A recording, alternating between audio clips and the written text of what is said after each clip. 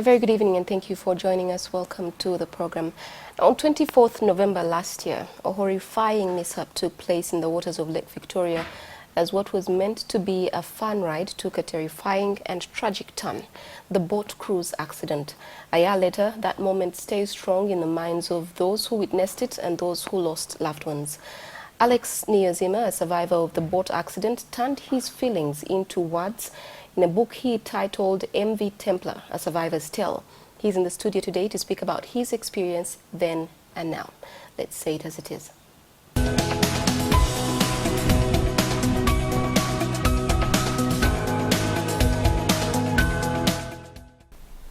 Once again, thank you for joining us, and thank you for joining us, Alex. It's a real pleasure to have you here on the show. Yeah, nice to be here too. Okay, this is your first time on TV? Yeah, actually, I've done an interview before with NTV. Ivan Chimalichugozi hosted me. And I know you've done quite a couple of others. I don't want you to say where. But I know you've done quite a number. Just this one interview, and then this is the second time. Oh, okay. Yeah. How have you been doing since last year, since November?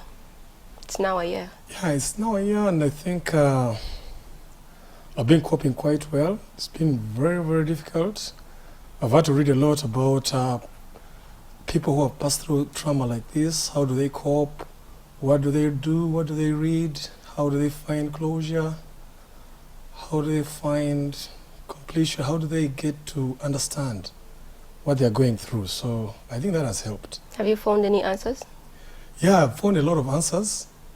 There's so many things that I couldn't understand then. Why did this happen? How did it happen? And because I've been doing a lot of research on my book, I managed to get lots of answers, and they would explain, and I would begin to connect the dots to exactly what happened on that day. Okay. Yeah. Do you want to briefly tell us what happened on that day? Yeah, briefly, it was a Saturday afternoon, Saturday evening that the accident occurred on the waters of Lake Victoria. It was a party, it was a boat cruise party. Since about 2012, there have been lots of boat cruises on Lake Victoria. Boat cruise is basically an event where it's like a party, birthday party. People come to a boat and then they cruise. They don't move very quickly. It's a slow cruise to a destination or a venue. They normally have probably a party on the other side, and then they come back. It takes between 4 hours to 6 hours, sometimes less, sometimes more, but that's the average time. So I'd been on boat cruises before, more than 10, more than 20 times on the same boat ever since 2012.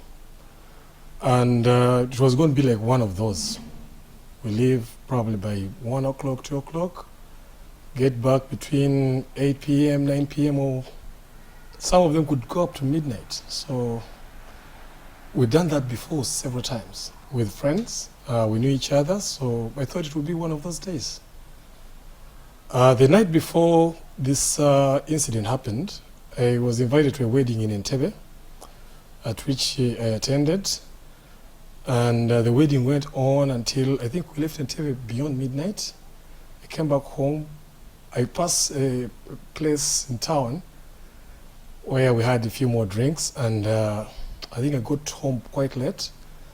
I wasn't really sure. I'd made up my mind to attend this boat cruise, but after the events of that wedding, I said, you know what, even if I miss this one, there's always going to be another one, so it won't be a very big deal. So on the day itself, Saturday, 24th of November, I actually got up at about 1 o'clock, 1 p.m. And the first call that came through as soon as I switched back my phones was, hey, Jenna, we've left you. Some of my friends call me Jenna, I don't know why, but say, we've left you and we've gone. Say, no, you can't be correct. Because normally the boat used to leave at about 2 or beyond 2 o'clock. So he told me, you know what, we are boarding, but if you want to come, you've got to move fast. Come now, and we're here at KK, waiting for you. So I prepared to go to this place. Actually, I said this boat cruise may have lots of people, lots of invited guests. So there's no need for me to drive.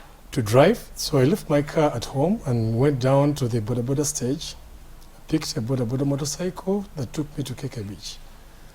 And as soon as I entered the hotel, I mean the beach where we're supposed to depart from, I saw the whole parking yard was full of vehicles, different types of vehicles, Range Rovers, top class vehicles.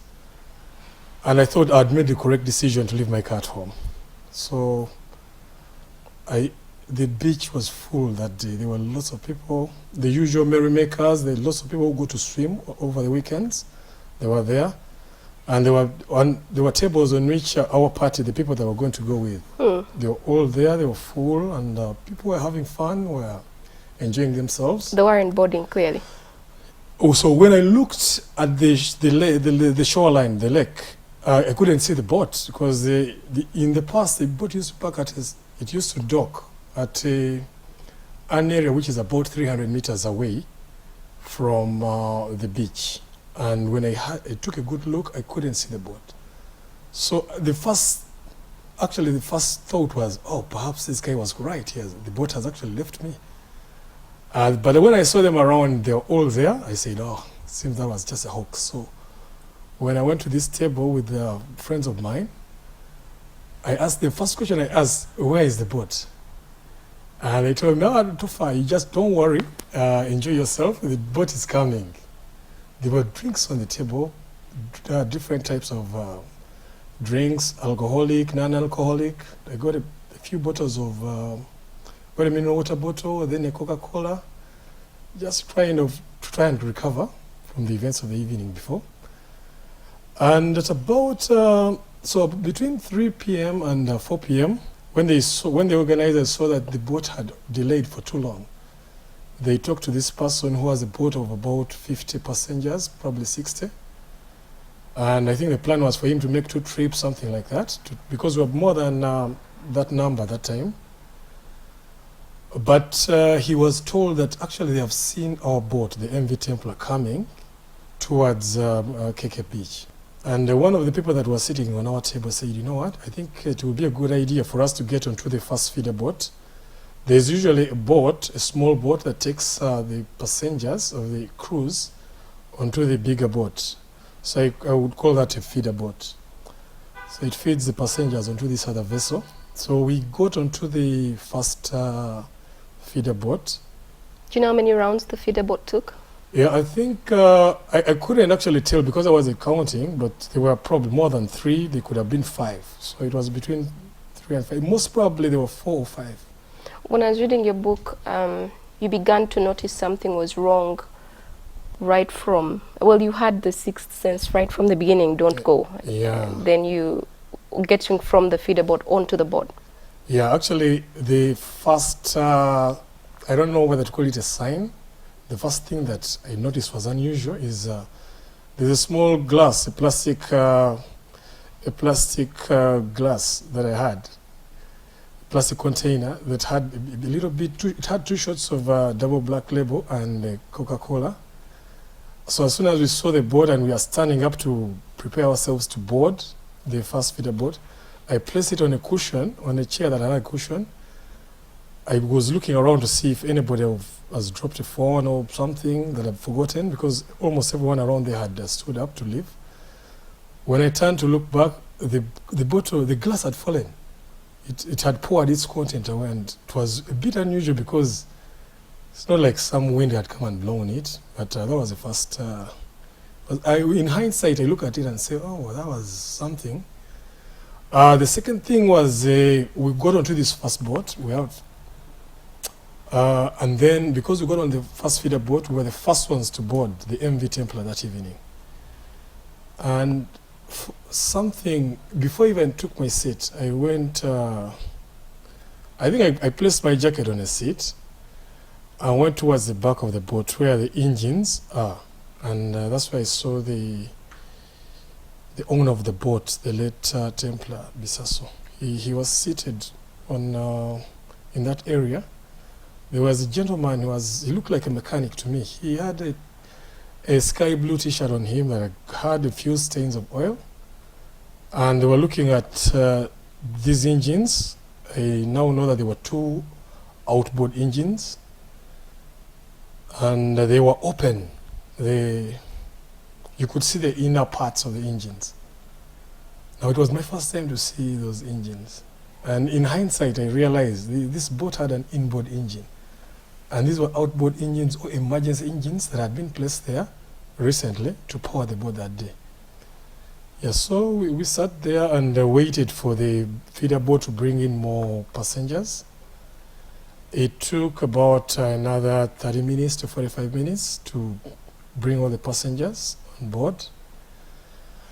And around that time, the engines, they took a shot to try to start the engines. And the engines emitted this very loud sound, like it's very difficult to describe. It was the first time I was hearing that sound. And actually, when they tried to start the engines, Prince David Wasaja was just on the same table with me. And I looked at him and shook my head, and he did the same thing. It's like, what is happening? So later the engines started. After like about 7 or 8 tries, the engines kicked and started, and the boat cruise began. Music was playing, people were enjoying themselves, the boat was moving, and yeah, the boat cruise had begun. What are the signs along the way? Because I don't want to preempt everything that is in your book. Just point out for me the other signs along the way that made you think something is not right. Yeah, so we had moved about probably 10 to 15 minutes. I looked around and realized that the boat was not moving. It was still. There were no waves of the water. The water. Yeah, when the engines are in motion, they kind of they've got a thrust in the water that you see waves behind. So I wasn't seeing that anymore. And actually, I couldn't hear the sound of the engines at all. So I thought the engines had failed. At that point, we could see in the background the resident of, I think it's the Wavamono family resident, and just next to it is the Aga Khan Foundation, big chunks of land. And I could see them. So I could also see the water pumps in Gaba. There's a station, there's a big water station in Gaba. We didn't move very far. So I noticed that now the engines seems to have had an issue. They have failed. So we stayed in that spot for another 10, 15 minutes as they tried to sort them out. And then they took another shot and they started them again, and we cruised to the second point where the engine stopped again. But this time, so it took about probably about 30 minutes to get to the second spot. And at this place, I could see that the shore was not very far. It was about less than 40 meters. It was not very far. But in between, before we go to that second spot, people were asking, guys, man, I'm worried, and this boat appears to be moving very, very slowly. Why don't we just stand back and go to the after? We had planned to have an after party after that event somewhere in Gaba, and they were saying, but we're already late, and it would make sense actually to turn back. But I knew it would be very difficult to turn back, because someone had told me it's not easy for a boat to turn around in water. It's not like a vehicle that you can just turn 90 degrees. It takes time. So at this point, I was really worried. I could see the boat was not in good shape. Someone came and asked me, when do you think we shall reach? I told them at this speed, we shall probably reach around 11 o'clock. And the plan was to go there and come back. So you could see everything was not running according to plan. The way you wrote your book, it is as though you were having an out-of-body experience. It's like you were looking back in. You remembered so much detail. Yeah. There was a point at which you said, can I get out and just swim? Yeah. It's actually at that second, engine failure that my heart was pounding at some point, like before that second engine failure.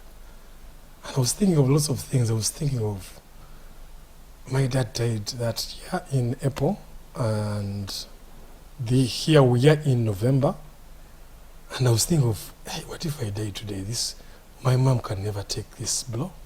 She will never be able to take it. And so I was really getting worried. I was thinking of my son. I've got my son and everything we did together, and I was just saying, how will he survive without me? Thoughts like that, they came up. So when the engine stopped the second time, actually I took off my shoes. I took off the socks. I put the socks inside the shoes, and then I stepped. It was bare feet down, and that's when I took a first good look at the floor. It was dirty. It was filthy. It's like a place that had not been cleaned in months or probably weeks. And this was very unusual. That boat used to be spotlessly cleaned. Every time I was on that boat, it was always clean. But that day, you could see that it had spent a while without being swept. So I stood up barefoot and moved around. There was a small group in that corridor where we were sitting, and they also looked tensed up. So, yeah, because of the incidences of that day replayed themselves over and over and over again, that I could eventually remember almost everything, like that out-of-body experience. Because the incident happened, you begin to question second by second. And I think that's one of the things that compelled me to write the book, because I've got a brother of mine who told me that, the brain is designed in such a way that it should forget things which are not very relevant. A month from now, 3 months from now, you'll forget them. You'll only remember the relevant ones. Years from now, you only remember the 1 or 2 things that happened that year. So he told me that now the brain is designed that way. So when I listened to those words and remembered them, I said, you know what? I think I should begin to put these things together, because I remember them crystal clear. It's like an out-of-body experience. All right, Alex, let's take a short break, and we'll be right back with the rest of your story. Okay, thank you.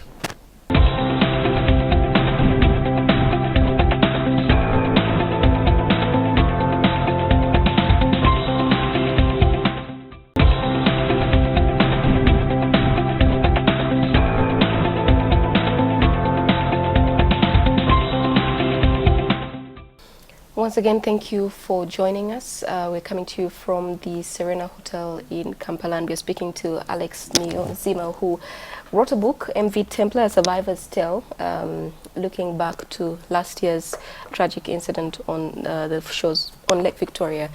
It's 1 year already. What goes through your mind? I think I've been thinking about all those lives that were lost that day. We lost 33 very good friends, very young people with the world at their feet. Did you know all of them? I knew about half of them, or the ones who passed away. I knew about half of them. Okay. You've spoken to me about why you wrote the book. All of the content in there, I know most of it was what you saw. Yeah. Are there bits of it that you spoke to other survivors that then contributed to what you wrote, just to affirm or confirm what you'd seen? Yeah, that's correct. I did a bit of research on a few things. I didn't know much about the boat. I didn't know much about the relationships between people on the boat, like who was Templar, how was it related to the prince, and basically you could see after the research that I've done that I might to get a little bit of information about the boat. Yeah, I did. I saw you had graphic interpretations. Yeah. 3D area views, and it was quite a bit of things. Yeah, and the history of the boat. I wanted to know this boat. I asked myself the cause. What was the cause of this accident? Where does it start from? And the core is the boat itself. The first thing to blame is the boat. So I wanted to know, where did this boat come from? Later they told me, there were 5 boats, and this was just one of them.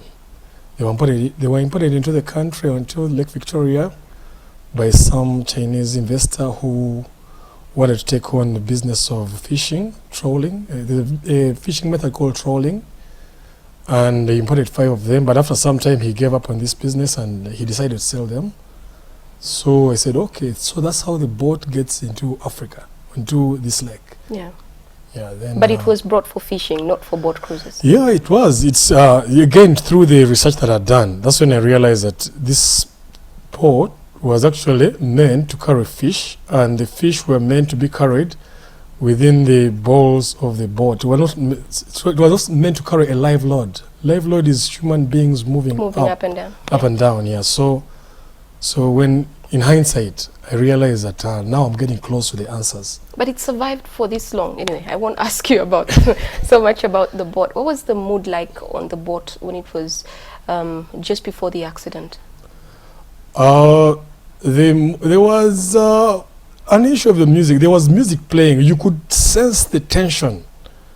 But the DJ was playing his music. In between the music, he was making this balance the boat announcement. Then the music would continue, then balance the boat. But at some time, it even became more frequent, the balance the boat thing. And I was asking myself, why doesn't the DJ, we appear to be in grave danger. Why doesn't he just stop the music and begin to tell us what to do? But that didn't happen. You seem to have been speaking to yourself quite a bit while you were on the boat that day. How come you were so far removed from your social circle that was there? I was actually speaking to a few friends of mine. I was at one time, Prince Wasaja came and passed by our table, and I told him, man, Prince, I'm very worried today.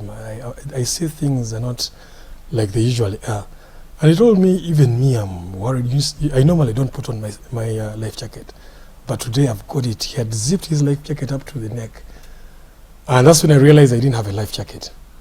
So I stood up and began to look around for life jackets. I went to the front of the boat, and I could see a small pile of life jackets. I got one, I put it on. It was a bit tight. It was, I think, meant for somebody smaller than me. So when I was coming back, there was this group, and they were seeing me struggling, putting on this life jacket. And so one of them told me, hey, you're defiling this life jacket. I said, you know what? And they all laughed. I said, I know what, this can harm me, it might come in handy. So another friend of mine, called Shafiq, I called him to, I said, you know what, I'm more worried than usual.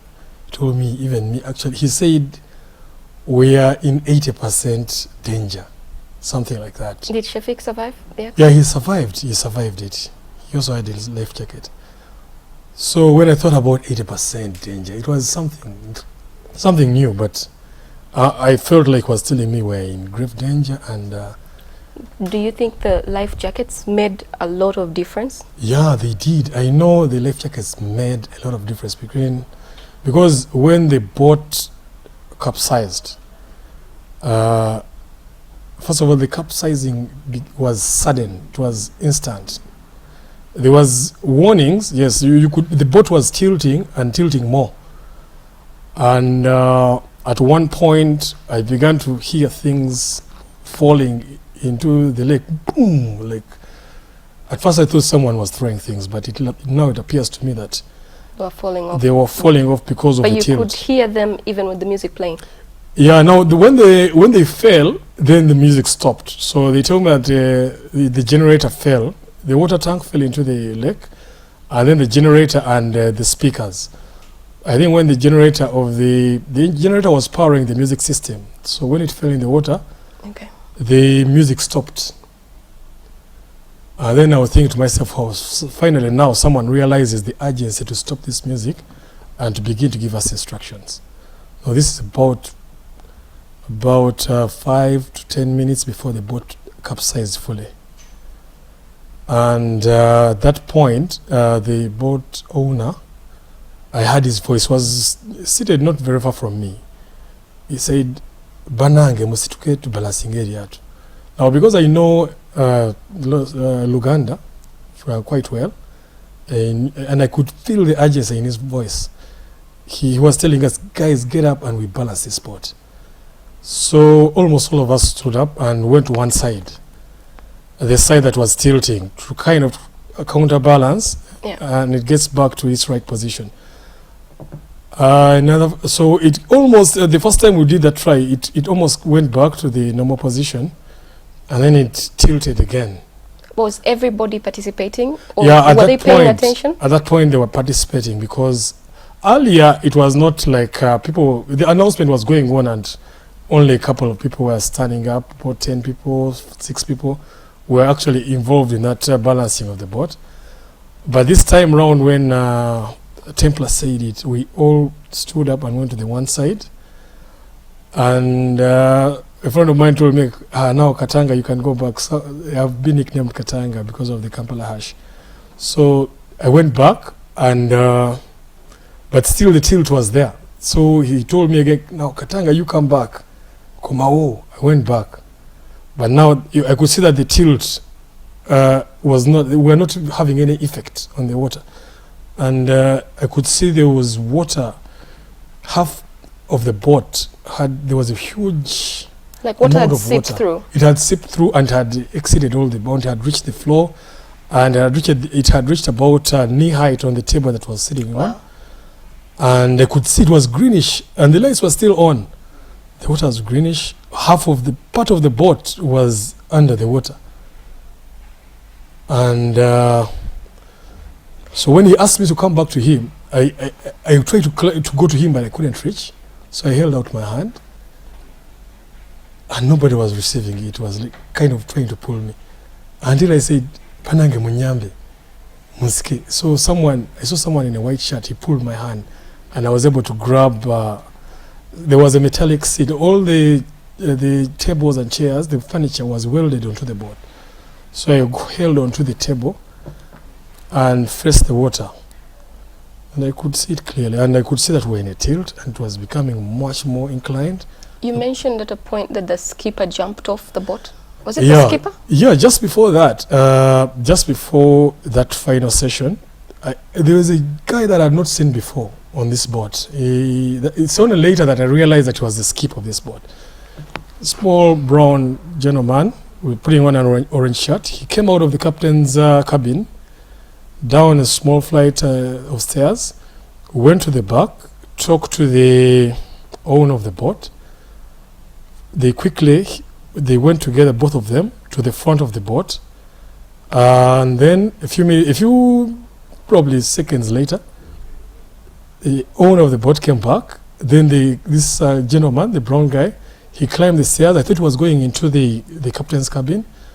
But instead of going into the captain's cabin, he climbed onto the roof of that cabin. I never saw him again. So the people who saw him say that he climbed onto the roof and then he dived out of the boat. But actually, it was a back somersault. He made a back somersault out of the boat. Now, for us who were at the back, we didn't see that. And even the people at the front did not realize the significance of that. The gentleman had gone. At least he had left us with the vessel and he had gone. Someone told me that he told a person nearby that, guys, man, you've got to fend for yourself. How far into the water was this? So this was about 200 meters away from Motima Beach, from the landing of Motima Beach. Okay. It was getting to probably 7:20, 7:30. It was getting quite dark. We had been in that spot for about 30 minutes, probably 45. And that is the point at which the engines failed for the third and last time. We didn't realize that, yeah. Okay, let's take another short break and we'll be right back.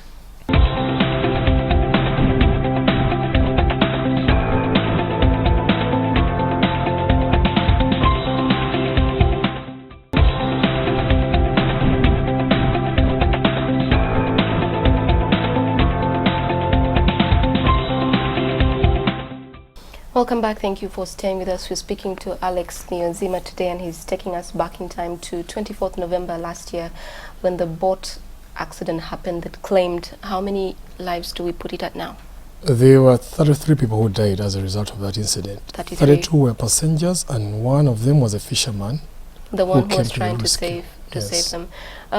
Alex, how well can you swim? On a normal day? On a normal day, I can swim a few laps in the lake. But I've done a triathlon before where we had to swim 1 kilometer in Lake Victoria. That's the longest I've swum. Do you think that contributed? I think it helped. So there were a couple of factors. The life jacket, you could swim. Yeah. And you'd been aware the whole time. And you mentioned you hadn't been drinking. Yeah. A lot of people say the alcohol contributed to... It did. It did contribute quite a lot. I think it did. And also, but there are a few people who died when they were very sober. They hadn't drank a single thing. And also a lot of people who'd been Yeah. drinking quite a lot. You mentioned in your book. There's a girl who was visibly drunk on that boat that day. But she survived. She told people, I found myself on the beach. But later, some gentleman told us, I saw a girl, when the boat capsized, she was lying on the water like she was sleeping. So I picked her and put her on one of the boats that came to rescue us. Okay. You mentioned at a point, and this intrigued me, the prince. Yeah. You spoke about him in your book, so I'm assuming it's okay to talk about it. Yeah. How he was saved. You said he told you Yeah. that someone held him. Yeah. Actually, when the boat capsized, most of that detail is in the book. I don't want to mention it here. Yeah, that's how I've skipped it. So let's I want skip to it go to and go to the beach. So when I got onto the beach, I was actually the first one to reach the beach. I swam all the way. They say it was a distance of about 200 meters. Most people agree about this. Some think it's shorter, maybe 150, but one day somebody will come and measure it. So I found him on the beach, and I was very worried about him, actually, because the first call that I made was to someone to try and contact the Katikiro to mobilize help, because the prince, actually there was 2 princes from the Buganda kingdom on board and lots of other important people in this country. And I knew that resources could be able to be marshaled to come to our rescue. So the rescue of everybody that was on the boat. Yeah, to rescue all of us. Yeah. So I asked him, I was very happy to see him, he was very happy to see me. He told me, how did you survive? I told him I swam, but it was very difficult. I also asked him, how did you survive? Right there at the beach, he said, you know what? When boat capsized, threw me overboard just like everybody else. And I was there, I was praying to Mary, I was praying to Jesus, I was praying to the Baganda gods. And all of a sudden I felt someone come behind me and held me like this tightly. I tried to look behind, but I couldn't see him. And this person told me, keep calm, just keep swimming, just keep swimming. And they swam that way. People who were watching them say they were swimming towards the beach. This gentleman, he told me that this gentleman didn't tell me his name, but I think it was Templar. Why do you think it was Templar? Why? I think the question is, why does he think it was Templar? Because that's what he told me. Yes. Yeah. The answer to that moment and so many other questions around that time will never be fully... Oh, I thought you were going to say in the book. No, not in the book, but some of them, because it was so chaotic at that time. You can never really know who is telling the truth, apart from your own truth that you saw with your own eyes. Yeah. So for him, at that moment, he told me, I think it was Templar who saved me that day. Because it says that they swam this person held him and they swam together until a fisherman came and handed out an oar, and the prince grabbed onto this oar and got onto the boat. And this person who helped him went back to the capsized vessel to help other people. He saw him turn and go, but he didn't see his face. He didn't see his face, but he felt him all through. Okay. Yeah. Do you think that writing this book, I know a lot of the detail of the story, and I will tell you, whoever is watching, that this book was very well written, and it was very intriguing too. I learned so much from what happened, at least your perspective of it, and the others you spoke to of what happened on that day, and it answers quite a number of questions. Was writing this book any comfort to you? Yeah, I think first of all, in getting to write this book, I googled stories of traumatic events, how the survivors have coped. Because I read somewhere that it's not what you do, it's not like time heals all wounds, but it's what you do with the time that heals all wounds. So I thought to myself, if I know what people have been through incidences like this go through, it will help me to find closure. Yeah. At some point, I read the story of this gentleman whose family, he lost his life in the World Trade Center attack. But the family said the thing that they want most is to know more. I wish we could know more about what happened that day. Now, those were the key words. They compelled me to write the book. I wanted the families of those who lost their loved ones to know more. And I could see from the newspapers that they could not see the picture of what happened from the newspaper articles and the photographs.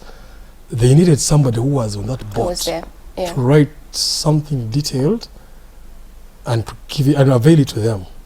When the way you wrote your book, it was as though I was there, and I kept telling myself, I think I would have gotten off that boat at this point, or I think, because you have so many stages at which you, but you stayed. Yeah. You stayed in place, and you know. Yeah, actually, at some point, at that point when I took off my shoes, something was telling me, you've got to go now. But that was the second engine failure. I didn't go, but in hindsight, I was saying, if I went now and then the boat capsized, then everyone else is going to blame me. They say, oh, Katanga, he jumped overboard, then they caused panic, and then the boat capsized because of him. So somebody can blame me for that. What shocked you the most when you look back at the events of that day? It's only in hindsight when we realize that, this boat, actually the captain knew something, the boat owner knew something, but they didn't tell us a single thing. Yet, ordinarily, these are the people who would have told us, guys, it's very tough today, we need to call for help. Help was not very far. There were lots of speedboats in the area. And the boat had come at a point, from newspaper articles and TV stories we've seen. Yeah. That the boat had come before. Yeah, someone says that there's actually a gentleman who came with a boat and asked and told people on board that, guys, your boat is about to capsize. Those ones who want to go with me, you come. And a couple of people actually boarded it and went. But I didn't see that. That's why I didn't even write about it very much. Didn't include it. Yeah. Do you have any fresh appreciation for life since that time? Yeah. These days I look at every day as brand new. And the things that I see things differently. Today I went down to the museum and there's this Rolls Royce of Kabaka Mutesa II, Sekabaka Mutesa. It was my first time to touch a Rolls Royce, and I took a picture. I'm going to post it on my Facebook because it's one of those things that I wouldn't have probably done if I hadn't survived. I'm also trying to help the family of that fisherman. People cried out, "Come and help us," and he was one of those who came, and he lost his life in the process. So I went back to Mutima Beach to look for the family. I wanted to see how they are coping, and they eventually managed to reach them. 2 little girls. One of them is 9 years old. She's in P3. She's going to P4. The other one is a baby, 3 years. They desperately need help, but the kids are no longer in school because of school fees issues. I know that the survivor. I've been speaking to some survivors, and they are willing to chip in. I think we can do more for this family and more for others who are impacted by this incident. I've also realized the value of life jackets. It's very important. There are not enough life jackets in the lake. You'd spoken to me about what you were trying to do with life jackets. Yeah, I've set up a company limited by guarantee, which will eventually become an NGO called Life Jacket Solutions Africa. Yeah. I hope that it will bring more life jackets on the lake. There are about 5,000 people who die every year on Lake Victoria alone. These are documented cases. 5,000? Every single year. That is an average of 100 people per week. So our incident is because it was highlighted in newspapers and everything. It's because you were that many. Because we were that many and some people that are well known. But there are lots of people, boats are capsizing every single time on our water bodies. So, and many times I ask myself, but did those guys have life jackets? Are we so forgetful? Because I know the weeks after the incident, there was a lot of calls for please put on life jackets. Yeah. The media was talking about what kind of life jackets and trying to give out that information. Yeah. But now I can assure you, go on the lake and people are just not wearing life jackets. Yeah. Yeah. Yeah, it's true. Actually, the other day we were down at the lake with the crew from NTV, and they were telling us, you know what? Even if you wanted to put on life jackets, you get onto this boat and the life jackets are so dirty, like you would rather not put it on. Yet when I was doing my research for the book, they told me that a life jacket and a seat belt, when you need it most, you don't have time to use it. You cannot say that, let me stop and put on this seat belt and then the accident happens. No. It's normally too late by the time you think that it's time to put it on. So we need people, NGOs, government to enforce these measures, to avail more life jackets, to remove taxes from life jackets, things like that. I think another thing that you spoke about was how we don't know how to swim, yet we are surrounded by this huge lake. Yeah, we actually, it's not just swimming alone, even awareness of water. People have got swimming pools at home, and they don't know how dangerous those swimming pools are. We need more awareness about water itself on its own is not very dangerous. It's got certain rules that must be followed. Someone told me recently, actually, that the American embassy does not allow their people to get into hire houses or rent houses that have got swimming pools, because they know that if you've got kids around, the swimming pool is a clear and present danger that can wipe out life in an instant. They told me it takes about 20 to 60 seconds, 20 seconds to 1 minute for a person to die of drowning. Well, we're closing this show, but I want to thank you so much for coming all the way and taking the time to speak with us. I don't know what it's like at this time of the year to have to relive what's gone through. I'm just wondering, as we close, is there a support group for the survivors or for the families of those who passed on? First of all, as the survivors have got a WhatsApp group in which they share their experiences. There's a couple of counselors, counseling organizations which offered free services around that time. The survivors have mobilized themselves into this organization in which they're helping to build a church project. They're helping to renovate the church at Mutima Beach, near Mutima Beach. They're also helping to construct a classroom block around that area. Hopefully, we shall also be able to extend some more support for the community within that area. The community, it was not just a couple of individuals. The community Everybody really rallied. was involved. There's a woman I read about who did the most. To, yeah, there's a lady, she sells silverfish called Mukeni, and she actually made 2-3 trips to the site of the capsized vessel and rescued some people. There's another one who cooked food, cooked tea for us. So they told me all of us, were there for them. There were people who were helping with this CPR. All of them are there. The people who were helping to carry the bodies, to carry the ones that had survived, to get more help. So, yeah, we really owe a lot to that community. But also, you think when you get to the 1-year anniversary, the memories come back afresh. Yeah. And you think about all those dear friends of ours that went away with that incident, and it's very painful. But we keep on praying for their families and their loved ones so they can be able to find closure. Oh, may their souls rest in peace for the ones that passed on. Amen. I remember one of the things that came up, again we're closing, was you mentioned even yourself that there were so many cars, right? And then there were so many people around the beach. Yeah. So it just somehow doesn't add up. Yeah. That the numbers were just that few, but all those people on that boat. Actually, the KK Beach is a beach where people go and have fun in the evenings. Many of them actually were not part of the people who are going to board the MV Templar. But do you think all the people who were on the boat were accounted for? I think so. Because if there's a family that has got a person missing, and they suspect that person could have been on board the MV Templar that day, then I think they should come out and say it. But I think everybody was accounted for. There are over 60 survivors. It's only about 20 who are documented. But about 60 survivors, most of them, as soon as the boat capsized, they took off borders, they didn't stay around very much. Okay. But I think everybody is accounted for. Well, thank you very much, Alex, for speaking out and being very open with your story. I rarely do this, but this was a really good book to read because it just made you feel like you were actually there and you then know what happened step by step. Well, that brings us to the end of our show for tonight. Thank you once again, Alex, and thank you to our audience that is watching. NTV Weekend Edition is coming up next.